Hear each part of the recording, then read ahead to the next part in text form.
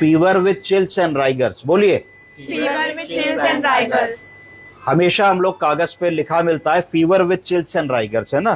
तो old age में common समस्या है कि मरीज कस के बुखार है, जाड़ा दे के बुखार आ रहा है और चिल्स एंड राइगर्स, बिल्कुल हाथ पैर हिलते चले जा रहे हैं। तो इस केस में हमारी क्या डायग्नोसिस बननी चाहिए? अगर हम मॉनिटर पे देखें तो पल्स रेट आ रही है 134, कितनी आ रही है? 134। बुखार आ रहा है 104, ठीक है। तो हमने बुखार के लिए इनको पैरासीटामोल दिया है, अब स्पंजिंग कराने जा रहे हैं और एंटीबायोटिक लगाई है। तो जनरली इसमें 3 चीजें दिमाग में आनी चाहिए, fever with chills and rigors, catheter पड़ा हुआ है। कैथेटर पड़ा हुआ है तो मतलब हमें लगना चाहिए कि कोई इन्फेक्शन हो रहा है, तो यूटीआई की बात दिमाग में आनी चाहिए, यूरिनरी ट्रैक्ट इन्फेक्शन। क्यों होगा यूरिनरी ट्रैक्ट इन्फेक्शन? क्योंकि हमने एक कैथेटर डाला। कैथेटर में क्या हुआ? कैथेटर में हुआ कि पेशाब के अंदर का रास्ता, पेशाब की थैली का रास्ता स्टरलाइज्ड एरिया है, उसके अंदर किसी को नहीं जाना चाहिए। हमने एक पेशाब की नली डाल दी।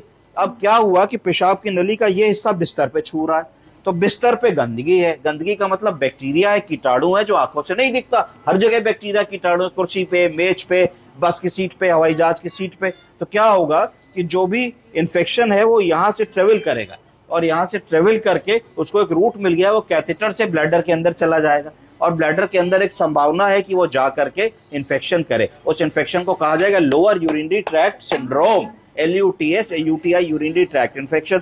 तो we have to be cautious कि भाई हमारी नली क्या दिन पुरानी है, क्या हम कैथेटर केयर प्रॉपर्ली फॉलो कर रहे हैं कि नहीं कर रहे हैं, क्या हम ठीक से जो पर्सनल हाइजीन है वो कर रहे हैं कि नहीं कर रहे हैं, क्या हम स्किन को पीछे रिट्रैक्ट करके ग्लैंड्स ऑफ द पेनिस की 3 बार सफाई कर रहे हैं कि नहीं कर रहे हैं, क्या हम बीटाडीन सॉल्यूशन अपने कैथेटर के ऊपर दिन में 3 बार डाल रहे हैं कि नहीं डाल रहे हैं। क्यों? जिससे कि अगर कोई बैक्टीरिया चढ़े भी तो आप बीटाडीन की एक परत हो कैथेटर के ऊपर, वो मार दे उसको, बैक्टीरियोसाइडल दवा घुसने ही ना दे बैक्टीरिया को। तो दिस इज वेरी इंपॉर्टेंट। दूसरी चीज हम देखेंगे कि हमारे मरीज को ट्रेकेओस्टमी है, तो गले में भी एक ट्यूब लगी हुई है, तो हमको देखना होगा कि ये तो इन्फेक्शन का सोर्स तो नहीं है। तो कितने दिन हो गए, हमको अपने डॉक्टर को बताना होगा कि सर इसको डे 5 या डे 6 है, क्या हमको इसकी ट्यूब को चेंज करने की जरूरत है या अब इसी को कंटिन्यू रखने की जरूरत है, क्या हमको कल्चर भेजने की जरूरत है क्योंकि बुखार आने लगा है। तो आइडियली आपको पेशाब का कल्चर, तो यूरिन कल्चर सेंसिटिविटी, बलगम का कल्चर, स्पूटम कल्चर सेंसिटिविटी भेज देनी चाहिए। दोनों चीजें भेजेंगे तो बैक्टीरिया क्या है, ग्रोथ कौन सी है, आपको पता लगेगा। नाक की नली देख सकते हैं क्या दिन हो गए, तो कोई भी इन ड्वेलिंग कैथेटर, अगर कोई वीगो पड़ा है, सेंट्रल लाइन पड़ी, उसको देख सकते हैं।